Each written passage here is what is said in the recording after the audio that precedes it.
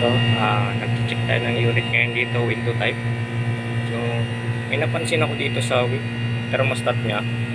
Kung mapapansin nyo, pre, okay, yung thermostat na ito maliit.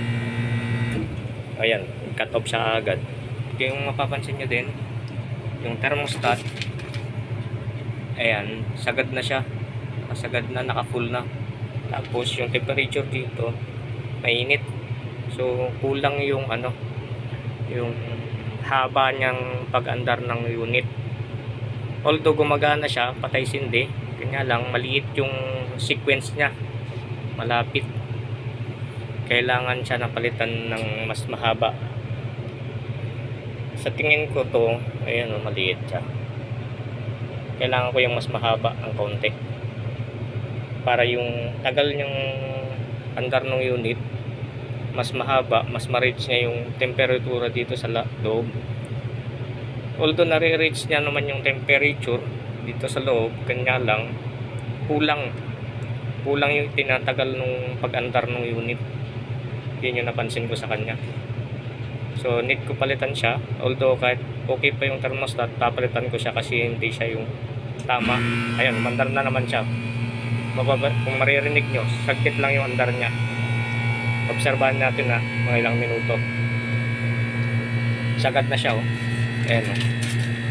Sagad na yung kanyang full na. Ayan, oh. Ka-full na siya. Maya mamamatay ulit. Ayun ko na yan. Thermostat ng sasakyan, eh. Hindi ko nang nakuha. Maging ganyan na lang, ha. Ayan, maandar. Ayan, o, maandar. Okay. Naririnig dyan naman, maandar siya. Saglit na saglit lang siya. Wala pang 5 minutes. Off na siya. Tsaka ito, papansin nyo to, kulang. Malamig naman siya, kanya lang umabot sa yung pinaka, ayan, matay na naman siya. Okay, narinig nyo, nag-cut off yung compressor. Ayan, umaandar pa rin yung fan. Napakalapit yung sequence nya. Hindi pa malamig na, kulang pa yung lamig nya dito sa loob. Para sa akin, kulang pa. Nakasagad na kasi yung thermostat, eh. Kailangan ng mas mahabang sequence.